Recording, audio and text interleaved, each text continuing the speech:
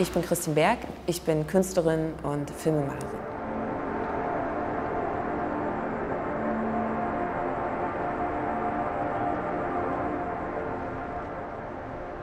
Hallo Christine Berg, herzlich willkommen in Frankfurt zum heutigen Double Feature. Wir sind ja heute hier in der Skulpturenhalle der Städelschule und mich interessiert, wie du eigentlich mit der Kunst begonnen hast und welche Rolle dabei Frankfurt spielte. Also die Anfänge meiner Kunst, die waren eigentlich beim Theater. Also ich habe als Bühnenbildnerin angefangen am Theater zu arbeiten, im Schwarzen Raum, und bin dann von diesem Theater in die Filmklasse der Städelschule aufgenommen worden beim Douglas Gordon und habe hier was komplett anderes erlebt. Also ich hatte etwas gesucht und habe es hier, glaube ich, gefunden. Ein Raum, den man selber filmen muss, komplett leer. Und genau in diesem Raum, also das ist ja so Project Space auf Städelschule, das war eigentlich so meine Heimat, weil man hat diesen Schlüssel bekommen für diesen Raum und konnte sich hier komplett frei entfalten. Und da ging es eigentlich los mit der eigenen Inszenierung, fern von Vorlagen, fern von Anforderungen, fern von Stoffen auch. Das ist eigentlich der Grund, warum ich mit Frankfurt so verbunden bin. Wir zeigen im Double Feature einen deiner neuesten Videoarbeiten, Beyond the Now, aus dem Jahr 2022, in der du dich auf poetische Weise mit dem Verhältnis des Menschen zur Natur auseinandersetzt. Zwei zentrale Schauplätze sind die Akademie der Künste in Berlin und dann noch die Villa Serpentara in Italien. Magst du uns ein bisschen durch den Werkprozess von Beyond the Now führen und uns den Hintergrund dieser Orte näher bringen? Die Akademie der Künste in Berlin ist ein Ort, der schon seit dem 17. Jahrhundert besteht. Und die Villa Serpentara in Oliva in Romano, also weit von Rom entfernt, ist ein Gebäude, das gehört der Akademie der Künste, wurde von einem Künstler vermacht. Dieser Ort wurde während der Zeit der Romantik von deutschen Romantikern sozusagen nicht gerettet, aber es war in Gefahr, dass dort ein Wald gerodet wird, ein Eichenhain.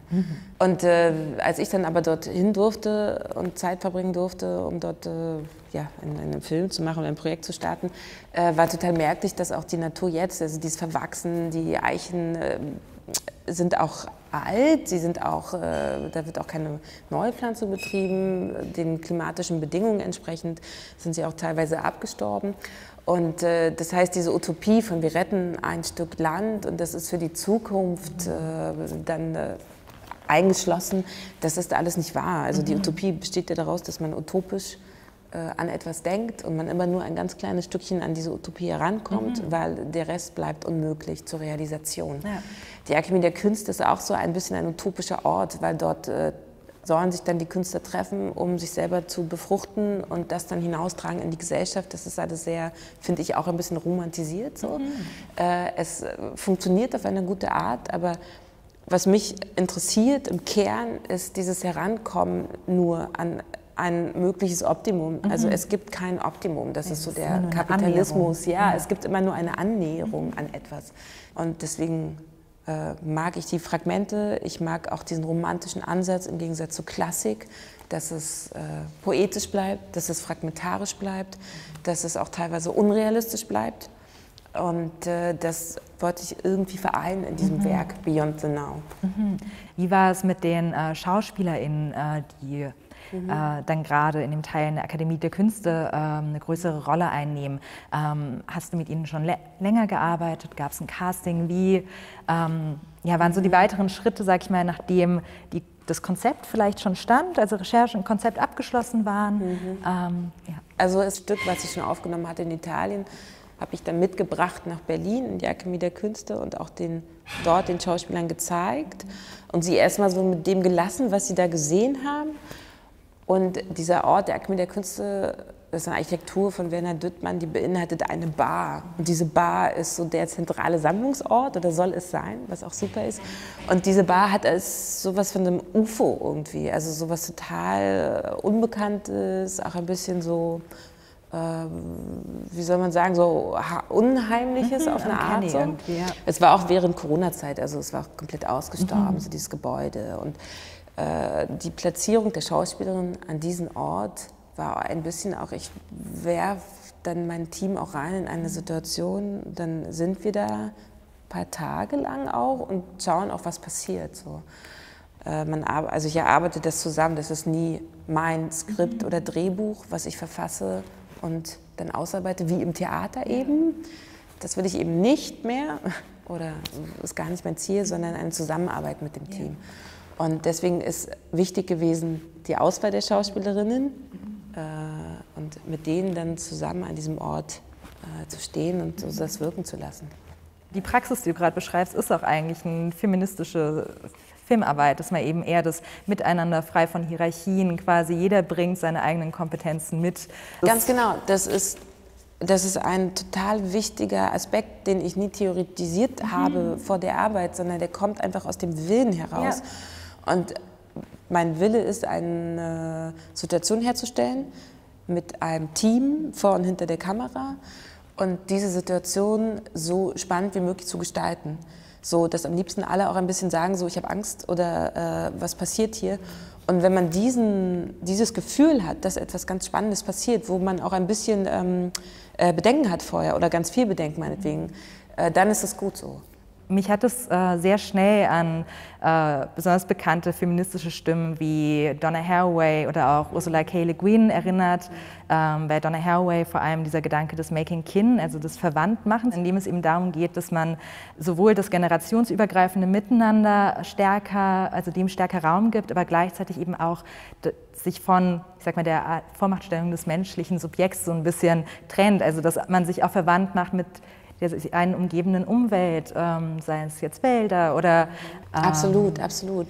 Ja, es ist dieser Ansatz des Miteinanders, was auch ein Unterschied ist zu der alten Heroen-Helden-Erzählung. Dass ein einzelner Held geht in den Krieg und kommt mit Triumph zurück. Dass der Ansatz sein sollte, dass eine Gruppe zusammen etwas gestaltet und miteinander nur im Umgang auch Lösungen findet, vielleicht für Probleme oder für neue Ansätze. So. Das eben also neue Formen auch des Storytellings im Film, in der Filmkunst, im Video, das ist total notwendig und da passiert auch schon total viel. Also dass es eben multiple Helden gibt, verschiedenster Formen, verschiedenster Herkünfte und dass dadurch erst auch ein ganzes Bild entsteht und nicht nur ein ganz kleiner Ausschnitt.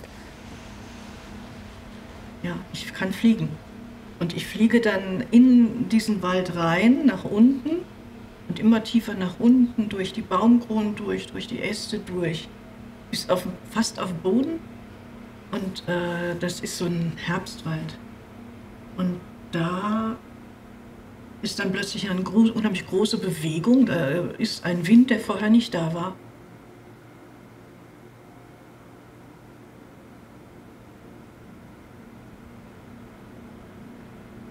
Ich weiß gar nicht, was ich jetzt noch sehen kann überhaupt, weil der so duster ist.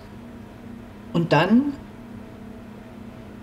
verzieht er sich aber wieder. Irgendwie öffnet sich mir wieder das Bild.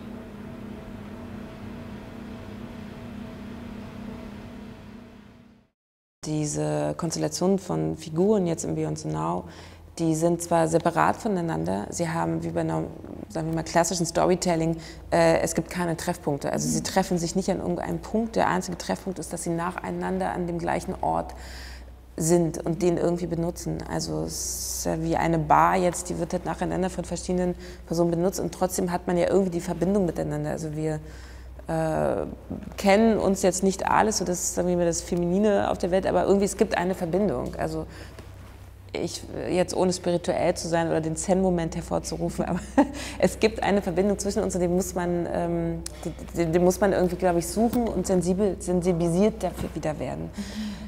Und dann gibt es da sicherlich auch eine Möglichkeit, sensibilisiert zu sein für eine Erde, die man noch Generationen weitergibt. Vielen Dank, liebe Christi, für deine Zeit, für dieses schöne Interview. Danke dir, Julia. Ich freue mich total, hier zu sein und auch Double Feature mitmachen zu dürfen heute.